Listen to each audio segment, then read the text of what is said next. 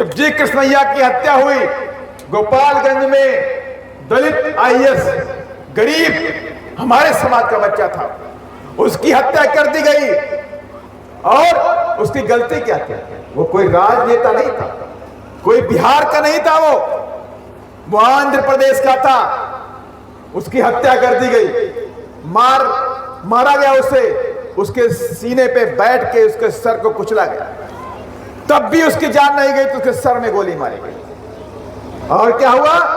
नीतीश कुमार ने उनके हत्यारों को छोड़ दिया, उनके हत्यारों को छोड़ा गया।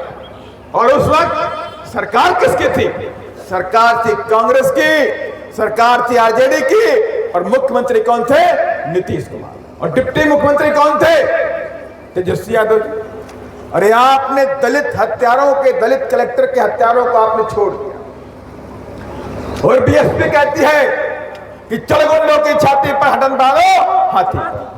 और बीएसपी यह भी कहती है कि जिस दिन हम सत्ता में आएंगे, गुंडे, मवाली, बलात्कारी, भू माफिया, जंगल माफिया, बालू माफिया, इनको उठा के जेल की सलाखों में डालने का काम करेंगे। उनकी जो सही जगह वहां पहुंचाने का काम करते हैं बीएसपी कहती है। और मात्र कहती नहीं है, ये बीएसपी की कार्यशैली है और बीएसपी करके इसको दिखाया है। जब आदरणीय बहन जी मुख्यमंत्री थी तो बहन जी ने 1 महीने के अंदर 1,48,000 गुंडे, मवाली, बलात्कारी, भू माफिया, बालू माफिया, जंगल माफियाओं, इनको उठा के जेल के पीछे डालने का काम किया था। ये माने बहन जी का कार्य है। और मैं आपसे कहना चाहता हूं, बिहार के अंदर जंगल राज है। मैं बिहार में पिछले 5-6 सालों से मैं आपको देख रहा हूं, आए दिन बलात्कार, आए दिन हत्या। और किनकी होती है? हमारे समाज के बच्चियों की। आए दिन हत्याएं होती हैं, आए दिन बलात्कार होता है और कोई सुनने वाला नहीं। हम लोग जाकर के हल्ला मचाते हैं, हम लोग जाकर के वहां पर एफआईआर कराते हैं, मुकदमा होता है, लेकिन क्या होता है? जांच में उनको निकाल दिया जाता है। पोस्टमार्टम की रिपोर्ट हल्की बना दी गई, पोस्टमार्टम की रिपोर्ट हल्की बन गई, जांच में उन्हें निकाल दिया गया, बात खत्म हो गई। फिर आपकी जंग लड़ने वाला कोई नहीं बचता, क्योंकि गलती आप करते हो, गलती बार बार आप करते हो, क्योंकि आप अपनी पार्टी बहुजन समाज पार्टी को सत्ता में लाना नहीं चाहते। अगर आप ताकत लगा दो तो कोई रोक नहीं पाएगा 2025 में, लेकिन इच्छा शक्ति हमारी मजबूत होनी चाहिए। और हम ठान लें कि कुछ भी हो जाए, इस बार बीएसपी को सत्ता में ले करके आएंगे तो कोई माई का लाल बीएसपी को रोक नहीं पाएगा, कोई रोक नहीं पाएगा। लेकिन हम कर क्या रहे? हम दुविधा में फंसे हो गए, हम सोच नहीं रहे। हमें लगता है कि आरजेडी को वोट नहीं करेंगे तो बीजेपी आ जाएगी, हमें लगता है कांग्रेस को वोट नहीं करेंगे तो बीजेपी आ जाएगी। अरे तुम्हारे इस दुविधा में तुम्हारा नुकसान हो रहा है। अरे हिम्मत तो बांधो, आज हाथी कमजोर नहीं है। हाथी अगर बैठ भी जाए तो साइकिल और उससे ऊंचा होता है कि नहीं ऊंचा होता? लांटेन वांटेन का पता नहीं चलता है कहां हाथी कहां लांटेन, होता है कि नहीं होता? लेकिन आप अपने हाथी कमजोर समझते हो। अगर ये हाथी कमजोर होता तो कश्मीर से लेकर कन्याकुमारी और गुजरात से लेकर के आसाम तक हाथी दिखाई नहीं पड़ता।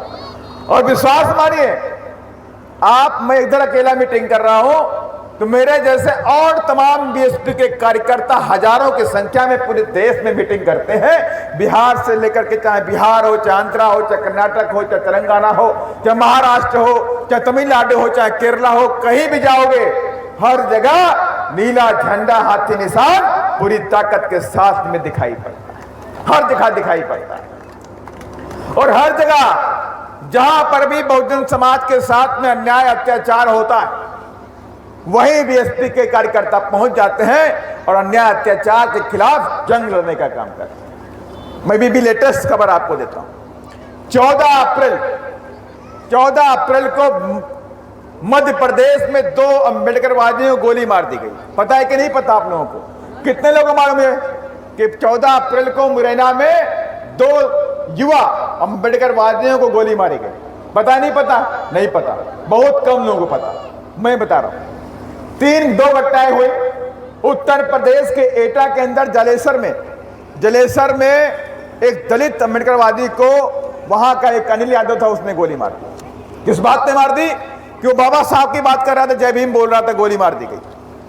और उसके बाद मध्य प्रदेश के मुरैना में अम्बेडकर की शोभा यात्रा थी, उसको निकलने के बाद वो दोनों बच्चे अपनी मोटरसाइकिल में जय भीम का झंडा लगा के अपने गांव की तरफ जा रहे थे। दबंगों ने रोक लिया, बोला तेरा दिमाग खराब हो गया, जय भीम बोलता है?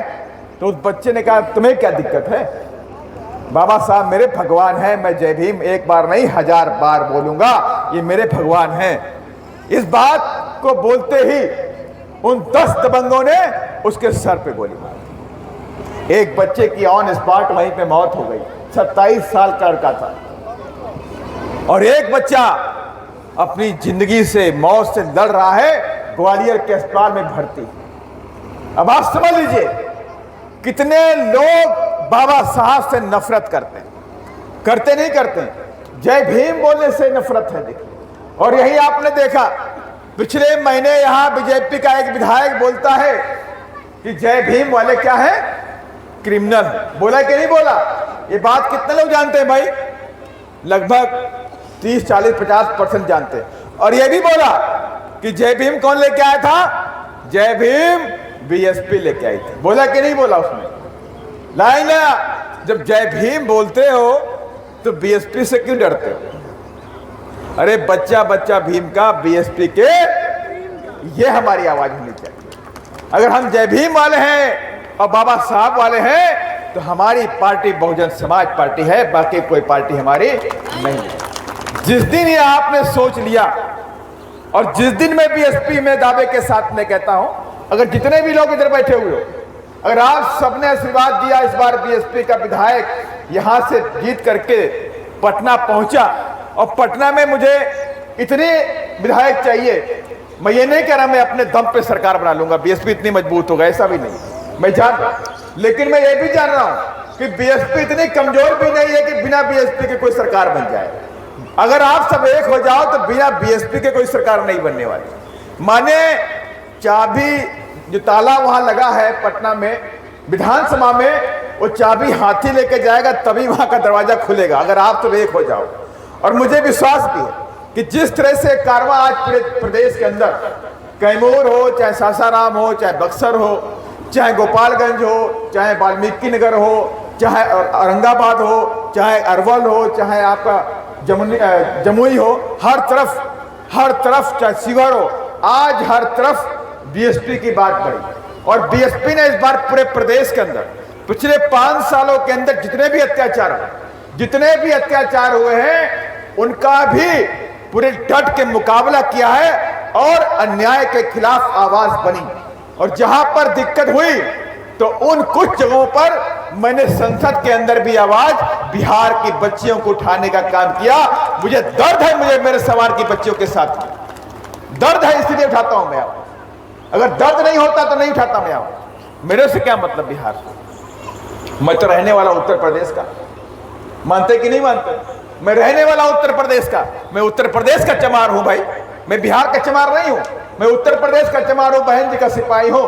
लेकिन अगर मेरी बहन के साथ में बिहार में भी कुछ होगा, दर्द मुझे होगा।